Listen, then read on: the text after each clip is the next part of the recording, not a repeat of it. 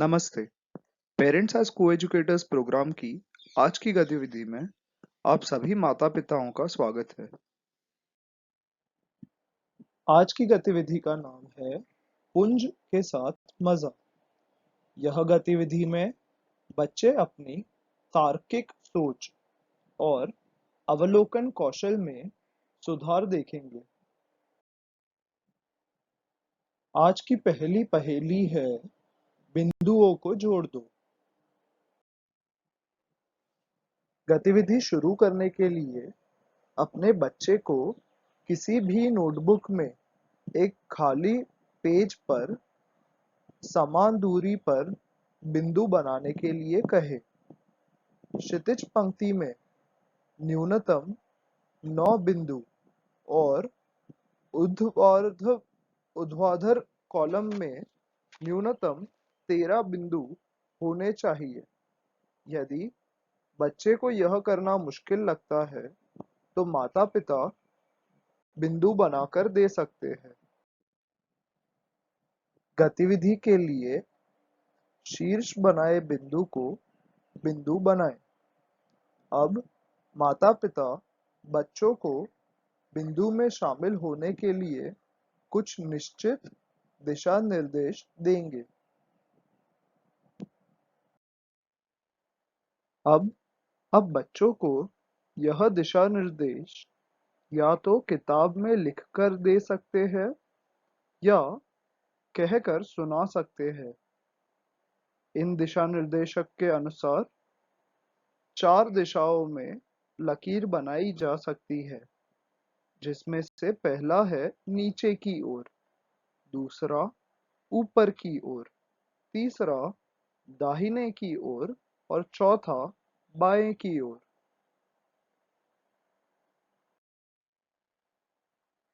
जैसे कि पिछली स्लाइड में पहला दिशा निर्देश था 2 नीचे, यानी बच्चों को 2 कदम नीचे की ओर लकीर बनानी है, जैसे इस स्लाइड में दर्शाया गया है। अगला निर्देश है 1 कदम दाहिने, यानी बच्चों को 1 कदम दाहिने की ओर एक लकीर बनानी है, जैसे इस चित्र में दर्शाया गया है।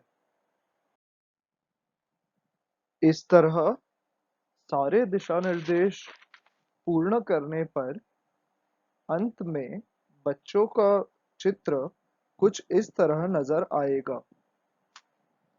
अब माता-पिता दिशा निर्देश बदलकर इस गतिविधि को दोहरा सकते हैं।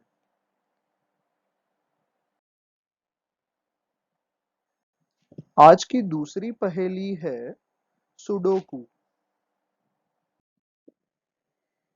गतिविधि शुरू करने के लिए एक कोरे कागज पर एक बड़ा वर्ग बनाएं। इस वर्ग को 3 खड़ी और 3 बैठी लकीरों से 16 छोटे वर्गों में तोड़ें।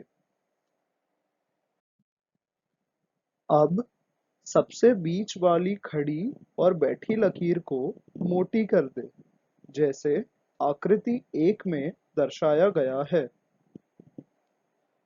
इसके बाद जैसे आकृति 2 में दर्शाया गया है, दिए गए वर्गों में दिए गए अंक भर दें।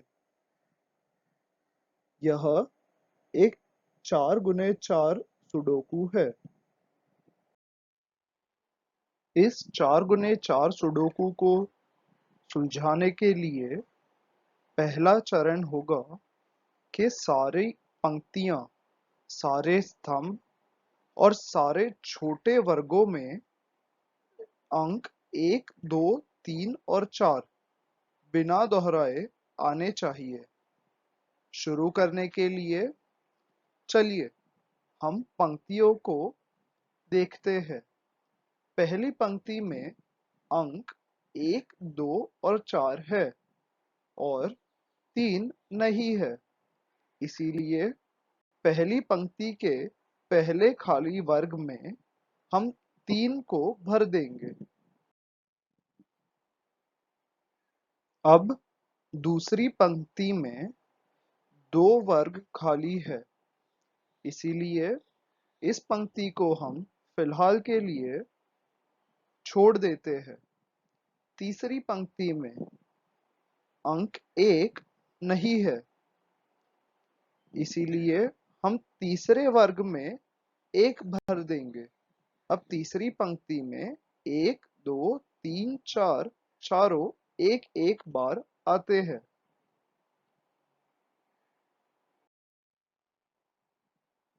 इस ही तरह अब हम सारे स्तंभ में अंक भरना शुरू करेंगे। पहले स्तंभ में अंक 2, 3 और 4 है, इसीलिए पहले स्तंभ के चौथे वर्ग में अंक 1 को भर दीजिए। दूसरे स्तंभ में भी अंक 1 नहीं है, इसीलिए दूसरे स्तंभ के दूसरे वर्ग में 1 भरिए। इसी तरह तीसरे और चौथे स्तंभ के दूसरे और चौथे वर्ग में अंक 2 भरिए। अब जैसे कि आप देख सकते हैं, सारी पंक्तियों में अंक 1, 2, 3 और 4 एक एक बार आते हैं। इसी तरह सारे स्तंभ में अंक 1, 2, 3 और 4 एक एक बार आते हैं और सारे छोटे वर्गों में, जिसमें 4 और वर्ग है, उसमें अंक 1, 2, 3 और 4 एक एक बार आते हैं। इसका अर्थ है हमारा सुडोकू पूरी तरह से सुलझ चुका है। इस स्लाइड में हमने और भी कुछ सुडोकू दिए हुए हैं। आप इनमें से कुछ सुडोकू बच्चों के साथ मिलकर हल कर सकते हैं।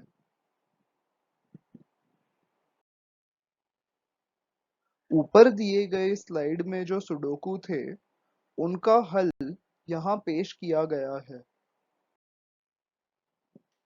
गतिविधि पूर्ण होने के बाद आप बच्चों के साथ इन विषयों पर चर्चा कर सकते हैं। क्या वह पहली पहेली में दी गए चित्र को सही से बना पाए? यदि नहीं बना पाए, तो कहाँ पर उन्हें दिक्कत हुई? क्या बच्चे सुडोकू सॉल्व कर पाए? यदि नहीं कर पाए, तो क्या वजह थी? उन्होंने सुडोकू में अंक कैसे भरे? पंक्ति से, स्तंभ से या वर्गों से? या उन्होंने तीनों तरीकों का इस्तेमाल किया? सुडोकू भरने के बाद क्या उन्होंने यह जांच पड़ताल की कि वह सही है या नहीं? यदि उन्होंने की, तो कैसे की? और यदि ना की हो, तो बच्चों को कहिए कि एक बार जांच करें कि वह सुडोकू उन्होंने सही से भरा है या नहीं। आज की गतिविधि हम यहाँ समाप्त करते हैं। हम आपसे निवेदन करते हैं कि आप अपने बच्चे की यह गतिविधि करते हुए कुछ तस्वीरें या वीडियो बनाकर हमारे साथ शेयर करें। किसी भी संदेह या सुझाव के लिए हमें दिए गए व्हाट्सएप नंबर पर संपर्क करें। धन्यवाद।